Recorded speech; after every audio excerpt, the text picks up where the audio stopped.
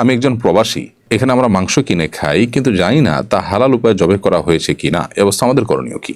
বাবা তার ছেলেকে সম্পদ থেকে বঞ্চিত করেছে, এমন অবস্থা ছেলের জন্য কি তাদের ভরণ পোষণ দেওয়া জরুরি?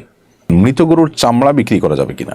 শুকনো নাপাক কাপড় ড্রয়ারে রাখলে কি ড্রয়ার নাপাক হয়ে যাবে? জোহরের সুন্নত 4 রাকাত একসাথে পড়বো নাকি 2 রাকাত করে পড়বো? মায়ের সাথে বেয়াদবি করায় মা যদি সেই সন্তানকে নিজের নামের সম্পত্তি না দিয়ে অন্য সন্তানকে দেন তবে কি গুনাহ হবে? বর্তমানে বাজারে যে স্কুটি বের হয়েছে, মেয়েরা কি তা চালাতে পারবে? আমি একজন মহিলা, সৌদিতে কফিলে বাসায় কাজ করি। কফিলের পরিবারের সাথে কয়েকবার ওমরা করেছি, আর মক্কা আমাদের বাসা থেকে 2 দিনের রাস্তা। আমার ওমরা হবে কিনা? প্রিয় দর্শক, আর দেরি না করে চলুন আমরা শুরু করি। বেনামাজি স্বামীর খাবার দাবার ও সেবা যত্ন না করে তার সাথে দূরত্ব বজায় রাখলে কি গুনাহ হবে? এটা যদি হয় সাময়িক অভিমান হিসেবে, স্বামীকে সংশোধনের পথে আনবার জন্য একটি কৌশল হিসেবে, তাহলে সেটি জায়েজ হতে পারে। আর যদি তিনি বেনামাজি এই অজুহাতে আপনি তার সেবা যত্ন না করেন, তার থেকে দূরত্ব বজায় রেখে চলেন, তার সাথে নিয়মতান্ত্রিক সংসার এটি বর্জন করে দেন, তাহলে সেক্ষেত্রে সেটা জায়েজ হবে না। কারণ হলো, আপনি তার স্ত্রী হিসাবে তার অধীনে থাকলে অবশ্যই স্বামী হিসাবে তার যে প্রাপ্য অধিকারগুলো আছে সেগুলো আপনাকে আদায় করতে হবে। আর যদি স্ত্রী হিসাবে তার সংসারে আপনি থাকার কোনো সুযোগ না থাকে এই কারণে, তাহলে সেক্ষেত্রে সেটি ভিন্ন বিষয়। তাহলে আপনাকে ডিভোর্সের যথাযথ উদ্যোগী হতে হবে। যদি সেটা করতে আপনি বাধ্য হন বা নিরুপায় হন বা সে সুযোগ থাকে, তাহলে সেটি ভিন্ন বিষয়। আপনি একই সঙ্গে তার স্ত্রী হিসাবে থাকবেন, আবার তার প্রতি আপনার কর্তব্যগুলো আপনি আদায় করবেন না, এটি কিন্তু সুযোগ নেই। অভিমানের জায়গাটা ভিন্ন।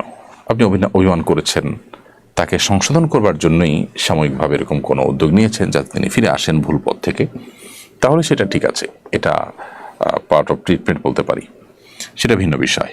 অতএব আপনি এক্ষেত্রে আপনার অবস্থানটা ঠিক কোন জায়গায় সেটা বের করে সিদ্ধান্ত গ্রহণ করতে হবে। নুরুন নাহার আপনি লিখেছেন, আমার বাবা আমার ছোট থাকতে আমাদের 6 ভাই বোনকে রেখে চলে যান। এরপর তিনি আরও একটা বিয়ে করেন। এখন তিনি অচল হয়ে পড়েছেন। এখন তিনি আমাদের কাছে আসতে চান। এ অবস্থা আমাদের করণীয় কি? নুরুন নাহার, আপনার বাবা আপনাদেরকে ছোট থাকতে রেখে যে চলে গেছেন, এটা তার একটা অপরাধ হয়েছে। তিনি গুনাহ করেছেন। তিনি তার রক্তের সবচেয়ে কাছের যে আত্মীয়, সেই সন্তানদেরকে তিনি রেখে চলে যাওয়াটা তার গুনাহ এবং অপরাধের কারণ, কবিরা গুনাহ হয়েছে। কারণ আপনাদের ভরণ পোষণ দেওয়া, আপনাদের প্রতি সুসম্পর্ক বজায় রাখা, এটা তার কর্তব্য ছিল। সেটা তিনি করেননি, ভুল করেছেন। আরেক বিয়ে করেছেন, সেটি ভিন্ন বিষয়।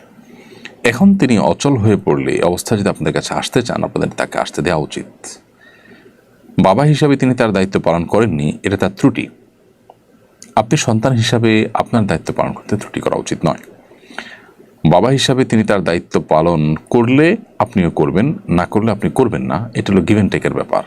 বাবা সন্তানের সাথে সেই সম্পর্ক নয়। তিনি দিলে আপনিও দিতেন, তিনি দেন না, এটা আপনি দিবেন না, এটা স্বার্থপরতার কথা। এটা কোনো বুদ্ধিমান ইমানদারের কাজ নয়, বা এটা দায়িত্বশীল মুসলমানের কাজ নয়। আপনি আপনার দায়িত্ব পালন করবেন। সবচেয়ে বড় কথা হলো, আপনাকে যে জন্ম দিয়েছেন, তিনি দুনিয়া আলো দেখেছেন আপনি তার মাধ্যমে। শুধুমাত্র এই কারণেই আপনি তার কর্তব্য, তার প্রতি কর্তব্য আপনার আদায় করার চেষ্টা করা উচিত। আল্লাহ রাব্বুল আলামিন আমাদেরকে বাবা মার প্রতি যে সদাচরণ করার নির্দেশ করেছেন, সেটা শর্ত দিয়ে বলেন না যে তারা তোমাদের হক আদায় করলে তোমরা তাদের প্রতি সদাচরণ করিও, তা বলেননি। আল্লাহ বলেছেন, ওয়াবিল ওয়ালিদাইনি ইহসানা, মা বাবার প্রতি তোমরা সদাচরণ করবে। সো আমরা তাদের প্রতি সদাচরণ করার চেষ্টা করবো আমাদের সাধ্য অনুযায়ী, ইনশাআল্লাহ তাআলা। বাবা তার ছেলেকে সম্পদ থেকে বঞ্চিত করেছে, এমন অবস্থা ছেলের জন্য কি তাদের ভরণ পোষণ দেওয়া জরুরি? একই কথা প্রযোজ্য। আমরা একটু আগে যে প্রশ্ন উত্তর দিয়েছি, সেই উত্তরটি এখানে আপনি রিপ্লেস করতে পারেন, বা সেই উত্তরটি এখানে অনুসরণ করতে পারেন। অর্থাৎ বাবা ছেলেকে সম্পদ দেয়নি বা অন্যদেরকে সম্পদ ভাগ করে দিয়েছে, কারোর প্রতি জুলুম করেছেন, এটি তার বাবার অন্যায় হয়েছে, অপরাধ হয়েছে, তিনি গুনাহ করেছেন। কিন্তু বাবা বিপর্যস্ত হলে, বিপদগ্রস্ত হলে সন্তান হিসাবে তার ভরণ পোষণ দেওয়ার অপশন আসলে আপনি অবশ্যই তার ভরণ পোষণ দেওয়ার চেষ্টা করবেন। অর্থাৎ তিনি যে ভুল করেছেন একই ভুল আপনি করবেন না। রক্ত সম্পর্কীয় মানুষ হিসাবে সন্তানকে দেখভাল করা বা তার সম্পদে সন্তানের যে অধিকার আছে সেটা দেওয়ার কর্তব্য ছিল, তিনি সেটা করেননি। এখন বাবা যদি বিপদে পড়ে যান, তাহলে সেক্ষেত্রে সেই বাবাকে ভরণ পোষণ দেওয়া আপনাদের দায়িত্ব। এই ভরণ পোষণ দেওয়াটা সম্পদের বিনিময় নয় যে তিনি আমাকে সম্পদ দিবেন তাহলে ভরণ পোষণ দেব।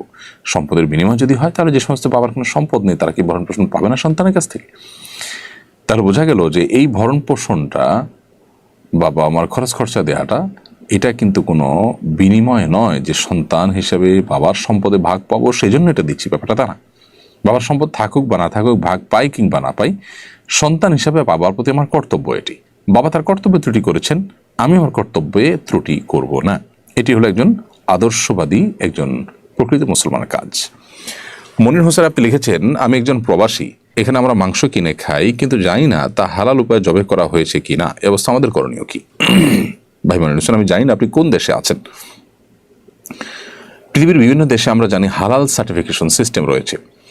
সেখানে কোনো গোশত হালাল উপায়ে যদি জবাই করা হয়ে থাকে তাহলে সেটার উপরে হালাল সার্টিফিকেশন সিল লেগে থাকে সাধারণত। এবং হালাল সার্টিফিকেশন বেশিরভাগ দেশগুলোতেই এটা খুব ভালোভাবে মেনটেন করা হয়। আমার দেশের মতো যা হালাল নয় সেটাকে হালাল লিখে দেওয়া, নামকাস্তে হালাল সার্টিফিকেট দিয়ে দেওয়া, এ ধরনের জিনিসপত্র বা এই ধরনের কাজকাম তারা সাধারণত করেন না। তারা চেষ্টা করেন সচরাচর যেটা লিখবেন সেটা যেন বাস্তবসম্মত হয় সেটিকে মেনটেন করতে।